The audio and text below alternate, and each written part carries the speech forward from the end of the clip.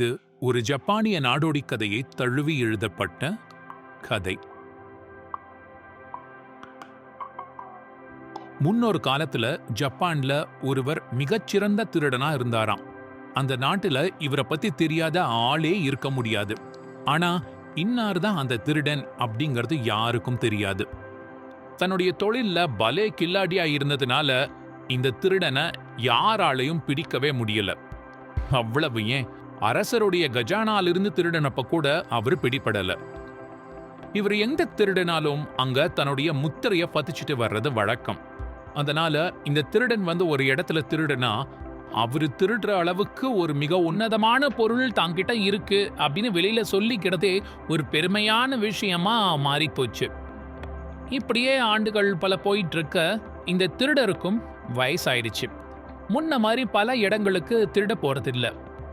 இளமை பருவத்தில் இருந்த அவருடைய மகன் அவர்கிட்ட போய், உங்களுக்கு தான் வயசாயிடுச்சு, இனிமேல் நீங்க எங்கேயும் திருட போக வேண்டாம், நான் இந்த தொழிலை எடுத்து நடத்துறேன். எப்படி இவ்வளவு சாமர்த்தியமா எல்லா இடத்துல இருந்தும் நீங்க தப்பிச்சு போறீங்க? அந்த கலையை எனக்கும் கொஞ்சம் கத்துக் கொடுங்க அப்படின்னு சொல்லி ரொம்ப நாளா கேட்டுட்டே இருந்தாரு. ஆனா இந்த தந்தையோ அதைய நிராகரிச்சுட்டே வந்தாரு. ஒரு நாள் இந்த மகன் விடாப்படியா தன் தந்தை கிட்ட இருந்து அந்த விஷயத்தை தெரிஞ்சுக்கணும் அப்படின்னு கேட்க, இந்த தந்தையோ, சரி ஒரு காரியம் பண்ணு, இன்னைக்கு ராத்திரி திருட போகும்போது நீ என் கூட வா போகும். ஏன்னா இந்த விஷயம் எல்லாம் சொல்லி கொடுத்து தெரிஞ்சுக்க முடியாது. நான் என்னெல்லாம் பண்றேன், எப்படி தப்பிக்கிறேன் அப்படிங்கறதெல்லாம் நீ பார்த்து வேணா தெரிஞ்சுக்கலாம். உனக்கு புத்திசாலித்தனம் இருந்தா இந்த தொழில நீ பொழைச்சுக்குவ அப்படின்னு சொல்லி அன்னைக்கு ராத்திரி தம் மகனை கூட்டிட்டு ஒரு இடத்துக்கு போறாரு. இந்த மகனுக்கு திருட போறது முதல் தடவை அப்படிங்கறதுனால அவர் கொஞ்சம் நல்லாவே பயந்தாரு. அந்த ஊர்ல இருந்த ஒரு பெரிய மாளிகைக்கு இந்த தந்தை மகனை கூட்டிட்டு போறாரு. அந்த மாளிகையின் சுவத்தை ரொம்ப லாவகமா உடைச்சு உள்ள போறாரு. இவ்வளவு வயசான காலத்துல கூட தன்னுடைய தந்தையின் கரங்கள் கொஞ்சம் கூட நடுங்கல அப்படின்ட்டு ரொம்ப ஆச்சரியமா பார்த்துக்கிட்டே நிற்கிறான் இந்த மகன். இந்த தந்தையோ ஏதோ தன்னுடைய சொந்த வீட்டுக்குள்ள போற மாதிரி ரொம்ப சாதாரணமா எந்த பயமும் இல்லாம சுவத்துல ஓட்ட போட்டு உள்ள போறாரு. எந்த இடத்துல எந்த பொருள் இருக்குன்ட்டு சொல்லி வச்ச மாதிரி எந்த சாமான் மேலையும் முட்டாம, கதவுல மோதிக்காம, யாராவது தன்னை பார்த்துருவாங்களோ அப்படின்னு எந்த இடத்துலையும் திரும்பி பார்க்காம ரொம்ப சாதாரணமா ஒவ்வொரு அறையா கடந்து உள்ள போனாரு. ஒரு அறைக்குள்ள போய் அங்க இருக்கிற நகை நட்டு பணம் எல்லாம் எடுத்துட்டு இன்னொரு அறைக்குள்ள தன்னுடைய மகனை கூட்டிட்டு போனாரு. தந்தையுடைய செய்கைகளை மட்டுமே கவனிச்சுக்கிட்டு வந்த மகன் ஏதோ மந்திரம் போட்ட மாதிரி அவர் பின்னாடியே போனான். அங்க ஒரு பெரிய அலமாரி இருந்தது. அதை திறந்த இந்த தந்தை தான் மகனை பார்த்து, போ உள்ள போய் ஏதாவது விலையுயர்ந்த பொருள் இருக்கான்னு பாரு அப்படின்னு சொல்ல மகனும் கண்மூடித்தனமா உள்ள போனாரு. அடுத்த நொடியே இந்த தந்தை அந்த அலமாரி கதவை மூடி வெளியில தாள் போட்டுட்டு, திருடன் திருடன் திருடன், எல்லாம் ஓடிவாங்க திருடன் அப்படின்னு கத்திட்டே அந்த சுவத்தில் அவர் போட்டிருந்த ஓட்ட வழியா வெளியில தப்பிச்சு போயிட்டாரு. மகனுக்கோ என்ன பண்றதுனே தெரியல. ஏற்கனவே அவனுக்கு பயத்துல வேர்த்து கொட்டிட்டு இருந்தது. இப்போ அலமாரிக்குள்ள வேற மாட்டிட்டான். நிலைமை ரொம்ப மோசமாயிடுச்சு. அவர் போட்ட சத்தத்துல வீடே முழிச்சுக்கிச்சு. குறைஞ்சது 10 பேராது இருப்பாங்க. எல்லாரும் திருட எங்கன்னு வீடு முழுக்க தேட ஆரம்பிச்சாங்க. அட பாவி, இவரெல்லாம் ஒரு அப்பாவா? தொழில கத்துக்கொடுன்னு நான் கேட்டது ஒரு தப்பா? இப்படி மாட்டி விட்டுட்டு போயிட்டாரே. போச்சு, அலமாரி தாள் போட்டிருக்கு, வெளியில 10 பேர் நிக்கிறான், செத்தேன் நானு அப்படின்னு யோசிச்சு நடுங்கிக்கிட்டு இருந்தான் மகன். சரியா 1 மணி நேரம் கழிச்சு மகன் வீட்டுக்கு வந்த போது அவனுடைய அப்பா எந்த விதமான கவலையும் இல்லாம கொரட்டையோட்டு தூங்கிட்டு இருந்தாரு. மகனுக்கு வந்ததே ஆத்திரம். வெச்சிட்டு தூக்கி எறிஞ்சு, இது என்ன மொடத்தனம், எதுக்கு என்ன இப்படி மாட்டி விட்டுட்டு வந்தீங்க அப்படின்னு கேட்டான்.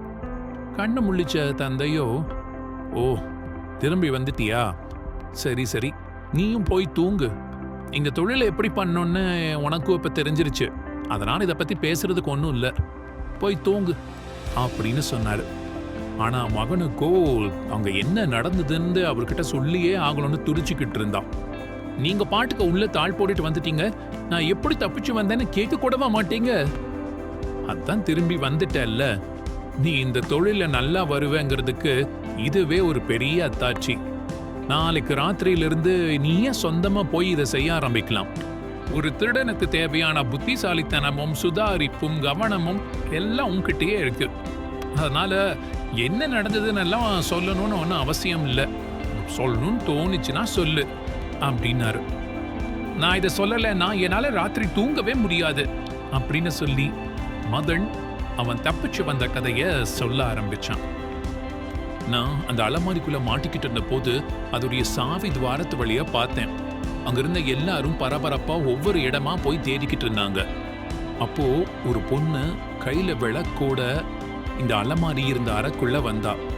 எனக்கு திடீர்னு எங்கிருந்தோ ஒரு யோசனை வர உள்ள இருந்துட்டே பூனை மாதிரி சத்தம் போட ஆரம்பிச்சேன். அலமாரிக்குள்ள பூனை மாட்டிக்கிச்சு அப்படின்னு நினைச்ச அந்த பொண்ணு அந்த அலமாரியோடைய கதவை திறந்தா. உடனே நான் என்ன பண்ணேன் எப்படி பண்ணேன்னு எனக்கே தெரியல. ஒரே நொடியில் அந்த விளக்க ஊதி அணைச்சிட்டு அந்த பொண்ணையும் தள்ளி விட்டுட்டு அங்கிருந்து ஓட ஆரம்பிச்சேன். அங்கிருந்தவங்க எல்லாரும் என்னை துரத்த ஆரம்பிச்சாங்க. பத்தாததுக்கு அவங்க போட்ட சத்தத்துல பக்கத்து வீட்டுக்காரங்கெல்லாம் எந்திரிச்சு வந்துட்டாங்க. எவ்வளவு தூரம் ஓடியும் சில பேர் என்னை துரத்துக்கிட்டே வந்தாங்க. கிட்டத்தட்ட பக்கத்துல வந்து என்னை பிடிக்கிற அளவுக்கு நெருங்கி வந்துட்டாங்க. அந்த சமயத்துல தான் நான் ஓடுற வழியில ஒரு கிணறு இருந்தது. அந்த கிணத்து பக்கத்திலே ஒரு பெரிய கல்லும் இருந்தது. சாதாரண நேரமா இருந்திருந்தா அந்த கல்லை என்னால தூக்கி இருக்கவே முடியாது. ஆனா அந்த நேரத்துல அதை பண்ணேன். அந்த பாறையை தூக்கி கிணத்துக்குள்ள போட்டுட்டு அங்கிருந்து திரும்பவும் ஓட ஆரம்பிச்சேன். அந்த இடம் ஒரே இருட்டா இருந்ததுனால கிணத்துக்குள்ள கல்லு விழுந்த சத்தத்தை கேட்டவங்க நான் தான் அந்த கிணத்துக்குள்ள விழுந்துட்டேன்னு நினைச்சு அங்கேயே நின்னுட்டாங்க. சில பேரு கிணத்துக்குள்ள குதிச்சும் தேடிட்டு இருந்தாங்க.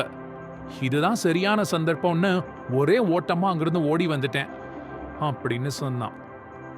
இதை கேட்ட அந்த தந்தையோ எந்தவித சலனமும் இல்லாம, சரிப்போ இப்ப போய் தூங்கு, இனிமேல் இதை சொல்லிக்கூட அதை சொல்லிக்கூட நீ எதையும் என்கிட்ட இருந்து கேட்காத, உன் இஷ்டப்படி நீயே என்ன வேணாலும் பண்ணலாம் அப்படின்னு சொன்னாராம்.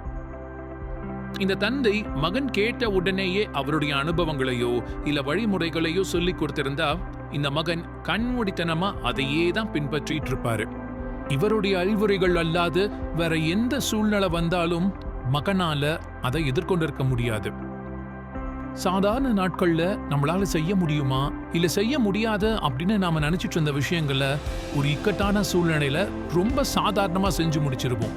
ஒரு அபாயத்திலேயோ ஒரு கஷ்டத்துல இருக்கும் போதுதான் நம்மளுடைய முழு சக்தியும் வெளிப்படும். அந்த முழு சக்தி வெளிப்படுறதுக்கு முதல்ல அந்த விஷயத்தை நாமளே செய்யணும். நாம எப்பவுமே மற்றவங்களுடைய அனுபவமும் அறிவுரையும் நமக்கு ஒரு விஷயத்தை செய்யறதுக்கு துணையா இருக்குமே தவிர அது தீர்வா இருக்காது. வாழ்க்கையில நம்ம கத்துக்கிட்ட மிக முக்கியமான இல்ல மிகச்சிறந்த விஷயங்கள் எல்லாமே நம்ம அனுபவத்தால மட்டும்தான் கத்திருப்போம். எந்த பள்ளிக்கூடமோ கல்லூரியோ அதை சொல்லிக் கொடுக்காது. இந்த அனுபவத்து கூட இன்னொரு யுக்தியையும் சேர்த்து கையாண்டீங்கன்னா எல்லாமே உங்க கைவசப்படும்.